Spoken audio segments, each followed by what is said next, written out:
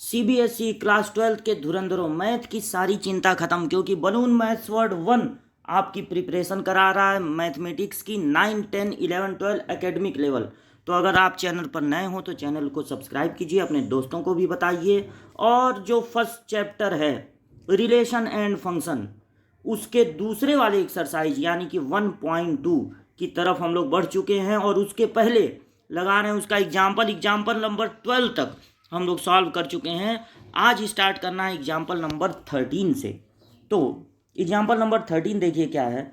So that an onto function, एक ऐसा function है जो ऑन टू है, एफ सच दैट 1 2 3 2 1 2 3, मतलब कि एरो जहाँ से चल रहा है उसमें 3 एलिमेंट हैं 1 2 3, और एरो जहाँ पर पहुँच रहा है वहाँ पर भी 3 एलिमेंट हैं 1 2 3, और ये ऑन टू फंक्शन है। ये गिवन है कि ये ऑन टू फंक्शन है, तो आपको पता लगाना है, मतलब आपको ये शो करना है कि हमेशा ये 1 1 होगा। इसका मतलब है कि गिवन है कि ये ऑन टू फंक्शन है, और आपको प्रूव करना है कि ये 1 1 भी होगा। तो गिवन कि ये फंक्शन ऑन टू है, और क्या शो करना है? शो ये करना है कि ये फंक्शन 1 1 होगा, 1 1 होगा। अब देखिए ये हम लोग कैसे शो करेंगे। आपको पता है कि ये फंक्शन ऑन टू है, इसका मतलब ये हुआ कि देखिए यहाँ से एरो चल रहा है, यहाँ पे एरो पहुँच रहा है। अगर ऑन टू है तो इसका मतलब है कि कोई भी एक्स्ट्रा एलिमेंट इसमें नहीं होगा। जितने भी एलिमेंट कोडोमेन में हैं सबके पास कोई ना कोई एरो पहुँचेगा। तो ये ऑन टू है, इसलिए every element of codomain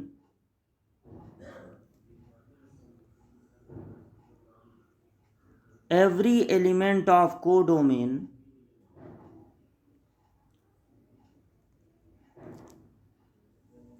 has a pre-image।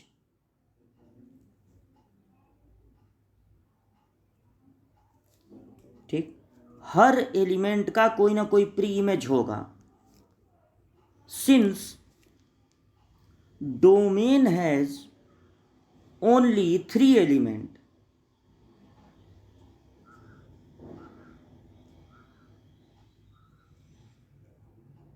Domain में कितने एलिमेंट है? सिर्फ 3।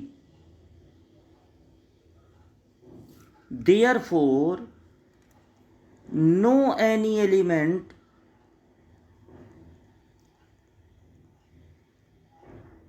ऑफ कोडोमेन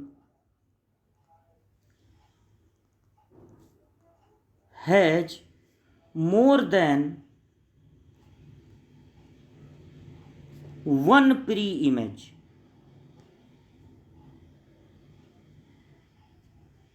अब देखिए इस बात को आप ऐसे समझिए कि आपका एरो चल रहा है 1 2 3 से और पहुंच रहा है 1 2 3 पे। चूंकि ये ऑन टू है तो 1 का कोई ना कोई प्री इमेज होगा, मान लीजिए 1 ही है। 2 का कोई ना कोई प्री इमेज होगा, मान लीजिए 3 है। और 3 का कोई ना कोई प्री इमेज होगा, मान लीजिए 2 है।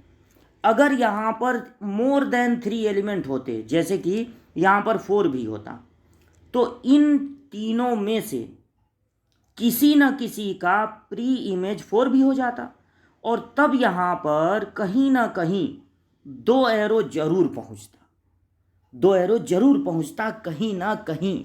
लेकिन यहाँ पर 3 ही एलिमेंट हैं, इसलिए इस बात की कोई पॉसिबिलिटी नहीं है कि कोडोमेन के किसी एलिमेंट का मोर देन 1 प्री इमेज होगा, और इसलिए ये हो जाएगा 1 1, इसलिए ये हो जाएगा 1 1।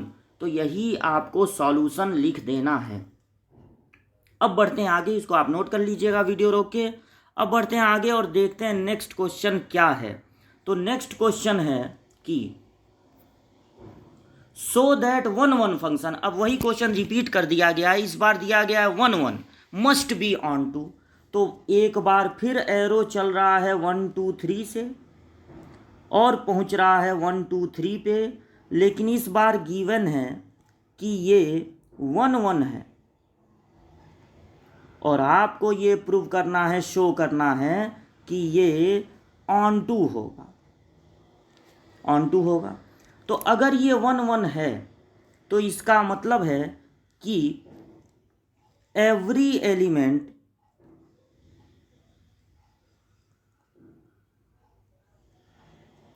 of codomain will be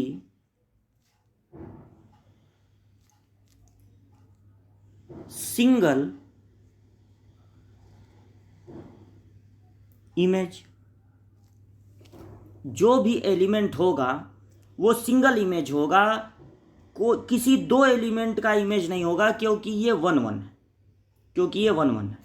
तो अब देखिए, डोमेन हैज 3 एलिमेंट, डोमेन यहां की बात कीजिए, has 3 element. So each element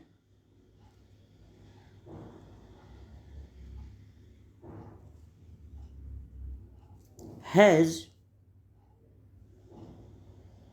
pre-image, since codomain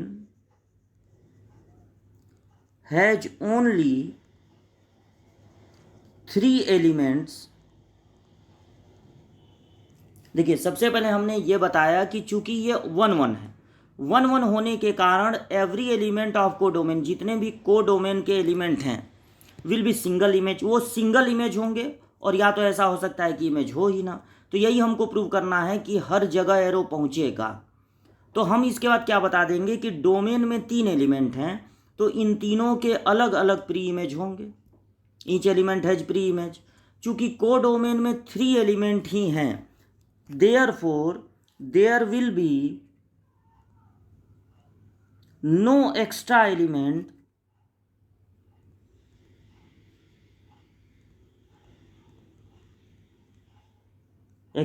element और अगर कोडोमेन में एक्स्ट्रा एलिमेंट नहीं है तो ऐसे को हम लोग कहते हैं ऑन टू। तो ये फंक्शन हो जाएगा ऑन टू। तो यही सॉल्यूशन आपको नोट कर लेना है और बढ़ते हम लोग आगे। अब पहुंच गए हैं हम लोग एक्सरसाइज पे। तो एक्सरसाइज जो है 1.2 उसका फर्स्ट क्वेश्चन देखिए क्या है। So that the function R2R, मतलब रियल नंबर से रियल नंबर, और फंक्शन डिफाइन है 1/x, is 1 1 and onto, where as R is the set of all non zero real number. यहां पर R जो है वो नॉन जीरो रियल नंबर है, और यहां पर स्टार मार्क बना दिया गया है। उससे ये पता चल रहा है, उसके बारे में बता दिया है कि वो नॉन जीरो रियल नंबर है, मतलब जीरो इसमें शामिल नहीं है। और जहां एरो पहुंच रहा है वो भी नॉन जीरो रियल नंबर है, वहां पर भी जीरो नहीं है। Is this result true if the domain R0 is replaced by n with code domain being same R star. तो सबसे पहले जो हम लोगों को फंक्शन दिया गया है वो है 1/x। हमारा फंक्शन R2R है, यहाँ पर स्टार मार्क बना दिया जाए, R2R, ऐसे R2R है, मतलब कि जीरो को छोड़ के सारे रियल नंबर। और हमारा फंक्शन है 1/x। अगर हमको पता लगाना है कि ये 1 1 है कि मैनी 1, तो उसका तरीका आपको बताए थे f(x1) और f(x2) को इक्वल करने पर अगर आगे बढ़कर मिला x1 = x2 तो इसका मतलब ये 1 1 होगा। तो एक बार यहाँ पर रखना x1 और एक बार यहाँ पर रखना x2। अब क्रॉस मल्टीप्लाई से x1 = हो जाएगा x2, और इसलिए ये फंक्शन हो जाएगा 1 1, इसलिए ये फंक्शन हो जाएगा 1 1। और अगर हमको पता लगाना है कि ये इनटू है या ऑन टू, तो उसके लिए हम फंक्शन को सपोज कर लेंगे y और x को सब्जेक्ट बनाएंगे। तो जब यहाँ x को सब्जेक्ट बनाएंगे तो ये y से चेंज होके हो जाएगा 1/y। अब y के बारे में हमको डिस्कस करना है कि y की वैल्यू क्या हो सकती है क्या नहीं। तो y की वैल्यू सारे रियल नंबर हो सकते हैं, सिर्फ क्या नहीं हो सकता है, ज़ीरो। ज़ीरो नहीं हो सकता। तो y की वैल्यू वो सारी चीज़ें हो सकती हैं जो यहाँ पर क्वेश्चन में दी गई हैं। जीरो नहीं हो सकता, तो जीरो तो क्वेश्चन में दिया ही नहीं गया है। ज़ीरो को तो ऑलरेडी एक्सक्लूड कर दिया गया है, निकाल दिया गया है। यानी कि क्वेश्चन में जितनी चीज़ें दी गई हैं हर जगह एरो पहुँचेगा, और इसलिए ये फंक्शन हो जाएगा ऑन टू। इसके बाद ये पूछा गया है कि अगर सपोज कीजिए कि डोमेन को बदल दिया जाए नेचुरल नंबर में और कोडोमेन वही रहे, नॉन जीरो रियल नंबर, तो इस पर क्या इफेक्ट पड़ेगा? क्या अभी भी ये वन वन ऑन टू होगा? तो इस बात से कोई फर्क नहीं पड़ेगा जब आप ये पहला काम करेंगे, f(x1) इक्वल टू f(x2), तो एक बार रखेंगे x1 और एक बार रखेंगे x2 और क्रॉस मल्टीप्लाई करके x1 इक्वल टू x2 कर देंगे। यानी अभी भी ये होगा 1 1, अभी भी ये होगा 1 1। और जब आप फंक्शन को y सपोज करेंगे और x को सब्जेक्ट बनाएंगे, ये पता लगाने के लिए कि इनटू है कि ऑन टू, तो देखिए आप y की जगह 1 रख सकते हैं, फिर उसके बाद आप y की जगह 2 रख सकते हैं कि नहीं? नहीं रख सकते। y की जगह 2 नहीं रख सकते, क्योंकि y की वैल्यू अगर आप 2 रखेंगे तो x की वैल्यू क्या मिलेगी? 1/2। और x में तो 1/2 रहेगा ही नहीं, क्योंकि x नेचुरल नंबर है। 3 भी नहीं रख पाएंगे, 4 भी नहीं रख पाएंगे, 5 भी नहीं रख पाएंगे।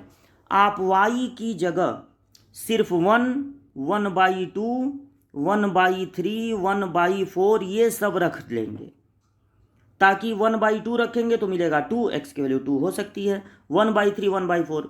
अब 1/2 तो रख सकते हैं, लेकिन और 1/3 भी, लेकिन 3/2 नहीं रख सकते। और जबकि नॉन जीरो रियल नंबर में 3/2 भी आता है। यानी 1 तक एरो पहुंचेगा, 1/2 तक एरो पहुंचेगा, 1/3 तक एरो पहुंचेगा, 1/4 तक पहुंचेगा, लेकिन 3/2 तक एरो नहीं पहुंचेगा, क्योंकि 3/2 रखने पर x की वैल्यू नेचुरल नंबर नहीं मिलेगी। तो आपका आंसर क्या हो जाएगा? इस बार ये हो जाएगा अब इनटू। अब ये ऑन टू नहीं रहेगा, ये हो जाएगा इनटू। तो अगर हम डोमेन को चेंज कर दें, नॉन निगेटिव रियल नंबर से बदल कर अगर नेचुरल नंबर कर देते हैं, तब भी ये 1 1 ही रहेगा, लेकिन ऑन टू की बजाय हो जाएगा इनटू। ठीक, ये पूरा सॉल्यूशन है, इसको नोट कर लीजिएगा वीडियो को रोक के। एक्सरसाइज का सेकंड क्वेश्चन देखिए क्या है। Check the injectivity and surjectivity. Injective का मतलब हो गया 1 1 और सर्जेक्टिव का मतलब हो गया ऑन टू। तो आपको यहाँ पर ये बताना है कि 1 1 कौन है और कौन है ऑन टू। तो पहला क्वेश्चन है नेचुरल नंबर से नेचुरल नंबर और फंक्शन है x²। नेचुरल नंबर से नेचुरल नंबर और फंक्शन है x²। तो natural number two natural number, function हो गया x²। जब आप f(x1) और f(x2) को इक्वल करेंगे तो आप x की जगह पहले लिखेंगे x1 और फिर यहाँ x की जगह लिखेंगे x2, तो आपको मिलेगा x1 equal two plus minus x2। जब एक तरफ से स्क्वायर हटेगा तो दूसरे तरफ प्लस माइनस दोनों लगेगा, लेकिन आप ये बता देंगे कि x1 और x2 दोनों के दोनों होंगे नेचुरल नंबर, क्योंकि नेचुरल नंबर से चल रहा है, इसलिए आप माइनस के साइन को छोड़ देंगे। माइनस के साइन को छोड़ते ही आपको x1 इक्वल टू x2 मिल जाएगा, क्योंकि यहाँ पर निगेटिव होना पॉसिबल नहीं है। और x1 इक्वल टू x2 का मतलब ये होगा 1 1 और 1 1 का मतलब होगा ये होगा इंजेक्टिव। इंजेक्टिव। अच्छा, अब आप फंक्शन को सपोज करेंगे y, तो फंक्शन को y सपोज करके x को बनाएंगे सब्जेक्ट, और x को सब्जेक्ट बनाकर y की वैल्यू के बारे में करेंगे डिस्कस कि y की वैल्यू, देखिए ये y के लिए नेचुरल नंबर, y की वैल्यू सारे नेचुरल नंबर हो सकते हैं कि नहीं।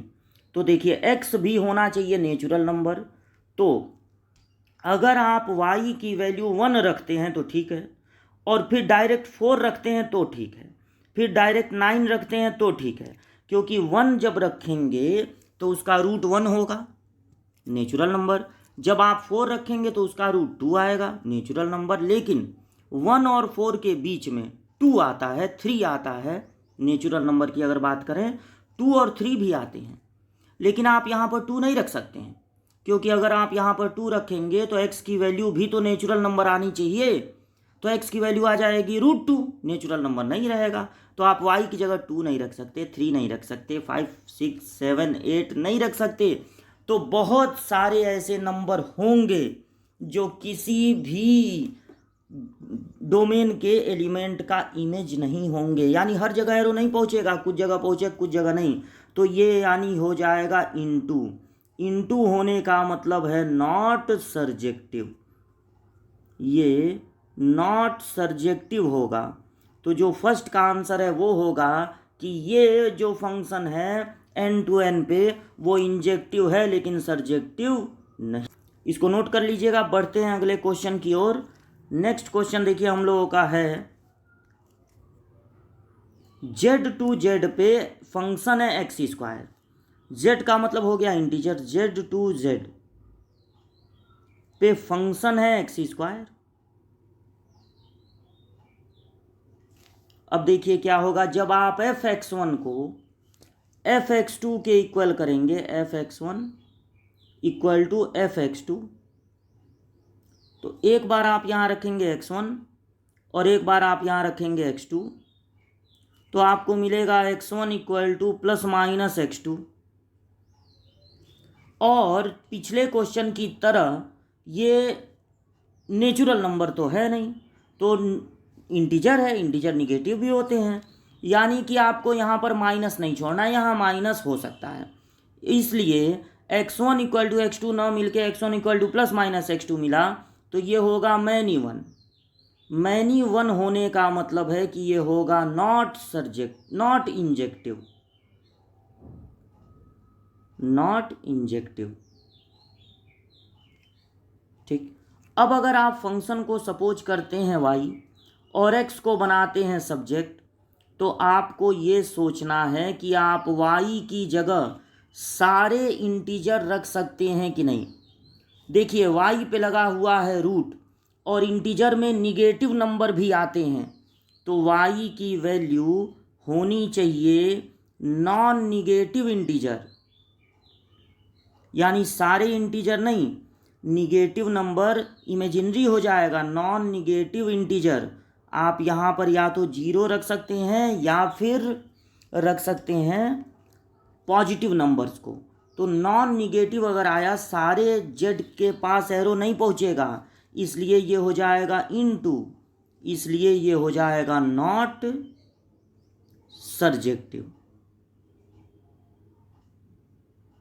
ये होगा नॉट सर्जेक्टिव। अब क्वेश्चन नंबर 3 फंक्शन है, इसको आप नोट कर लीजिएगा, ठीक है। देखिए ये है r टू r पे और फंक्शन है x square, r to r पे फंक्शन दे दिया गया एक्स स्क्वायर, बार बार एक्स स्क्वायर ही चल रहा है, घूम रहा है। तो अगर आप f(x1) को f(x2) के इक्वल करेंगे, f(x1) इक्वल टू f(x2), तो फिर आपको यहाँ से उसी तरह जैसे पिछले क्वेश्चन में हुआ था, x1 इक्वल टू मिलेगा प्लस माइनस x2, और रियल नंबर हैं दोनों, तब भी आपको अभी तो इसके बारे में देखना है क्योंकि x पर ही चल रहा है, y तो अभी आया नहीं। तो रियल नंबर में प्लस माइनस दोनों आते हैं, निगेटिव नंबर भी आते हैं, तो यहाँ पर भी आपको माइनस को छोड़ना नहीं है, यानी ये मैनी वन हो जाएगा, यानी ये हो जाएगा नॉट इंजेक्टिव। जब आप फंक्शन को y सपोज करेंगे और x को सब्जेक्ट बनाएंगे तो फिर एक बार y रूट में आ गया और y की वैल्यू दिया है सारा रियल नंबर, लेकिन y यहाँ पर आप लिख देंगे नॉन निगेटिव रियल नंबर, वहाँ पर इंटीजर लिख देना है और यहाँ रियल नंबर के लिए दिया है तो रियल नंबर लिख देना है, यानी कि ये हो जाएगा इनटू, तो इसका आंसर भी वही होगा, नॉट सर्जेक्टिव। तो सेकंड और थर्ड पार्ट होंगे नॉन इंजेक्टिव, नॉन सर्जेक्टिव। इसको नोट कर लीजिएगा। देखिए क्वेश्चन का ये है नेचुरल नंबर से नेचुरल नंबर और एक्स क्यूब, नेचुरल से नेचुरल और फंक्शन है एक्स क्यूब। तो अब देखिए क्या होगा, अगर आप fx1 को fx2 के इक्वल करेंगे यहाँ पर, तो एक बार यहाँ पर आप रखेंगे x1 x के प्लेस पे और एक बार रखेंगे x2। ये स्क्वायर तो है नहीं कि हटने पर प्लस माइनस लगेगा, तो ये क्यूब, जब दोनों साइड का क्यूब रूट लेंगे तो आपको x1 इक्वल टू x2 मिलेगा, यानी ये फंक्शन हो जाएगा 1 1, यानी कि ये फंक्शन है इंजेक्टिव। और जब आप फंक्शन को सपोज करेंगे y और x को बनाएंगे सब्जेक्ट, तो y का यहाँ पर होगा क्यूब रूट, y का होगा क्यूब रूट। और किस नंबर का क्यूब रूट नहीं होता, जैसे निगेटिव नंबर का स्क्वायर रूट नहीं होता, लेकिन निगेटिव नंबर का क्यूब रूट तो होता ही है। और यहाँ पर निगेटिव नंबर हैं भी नहीं, यहाँ पर निगेटिव नंबर हैं भी नहीं, यहाँ पर सिर्फ नेचुरल नंबर हैं। तो बस इतना सोचना है कि अब आपको ये सोचना है कि क्या कोई ऐसा नंबर है जिसका क्यूब रूट नहीं फाइंड कर सकते हैं। तो सारे नेचुरल नंबर का क्यूब रूट फाइंड कर सकते हैं, लेकिन आपको ये भी ध्यान देना है कि x भी तो नेचुरल नंबर है, तो y की वैल्यू आप 1 रख सकते हैं, फिर सीधे 8 रख सकते हैं, फिर सीधे 27 रख सकते हैं। क्योंकि अगर आप 1 रखेंगे तब x की वैल्यू नेचुरल नंबर मिलेगा, 2 का क्यूब रूट होगा 8 का क्यूब रूट होगा 2, तो नेचुरल नंबर मिलेगा। x पर भी ध्यान देना है, क्यूब रूट तो सबका निकल सकता है, निगेटिव पॉजिटिव हर नंबर का, लेकिन ये भी ध्यान रखना है कि जो x की वैल्यू मिलेगी वो भी तो नेचुरल नंबर होनी चाहिए। तो 1 तक एरो पहुँचेगा, 8 तक एरो पहुँचेगा, 27 तक एरो पहुँचेगा, लेकिन जो आप सारे नेचुरल नंबर लिखे हैं y में, उसमें 1 के बाद 2 3 4 5 6 7 भी तो लिखे हैं, वहाँ तक एरो नहीं पहुँचेगा, यानी कि ये हो जाएगा इनटू, कुछ जगह एरो पहुँचेगा कुछ जगह एरो नहीं पहुँचेगा, तो ये हो जाएगा नॉट सर्जेक्टिव। तो ये इंजेक्टिव फंक्शन है और नॉट सर्जेक्टिव, तो इसको नोट कर लीजिएगा। बढ़ते हैं अगले क्वेश्चन की ओर। देखिए z टू z हो गया है और है x क्यूब ही, तो अगर z टू z है और फंक्शन x क्यूब ही है, तब आपको क्या करना है, जब आप fx1 को fx2 के इक्वल करेंगे तो x1 इक्वल टू x2 मिलेगा, यानी कि ये हो जाएगा 1 1। लेकिन जब आप इसको चेक करेंगे सर्जेक्टिव को, तो देखिए क्या होगा, 1 के बाद अभी भी आप 2 3 4 5 नहीं लिख सकते हैं, क्योंकि z में भी जैसे x की वैल्यू भी z है और y की वैल्यू भी z, तो सारे इंटीजर नहीं रख सकते हैं। निगेटिव भले ही रख सकते हैं, लेकिन निगेटिव में भी सारे नहीं रख सकते हैं, क्योंकि आपको ये भी ध्यान रखना है कि जो x की वैल्यू मिले वो भी होनी चाहिए इंटीजर, वो भी इंटीजर होनी चाहिए। तो इस बार फिर आप 1 तो रख लेंगे, 8 तो रख लेंगे, क्योंकि वो इंटीजर आएगा। 2 नहीं रख पाएंगे, 2 का जो क्यूब रूट होगा वो 1 पॉइंट समथिंग होगा, वो इंटीजर नहीं होगा, इसलिए इसका जवाब भी यही है कि ये नॉट सर्जेक्टिव है। तो क्वेश्चन नंबर 2 तक लगाइए। मिलते हैं अगली क्लास में क्वेश्चन नंबर 3 और उसके आगे के क्वेश्चंस लेकर। ओके।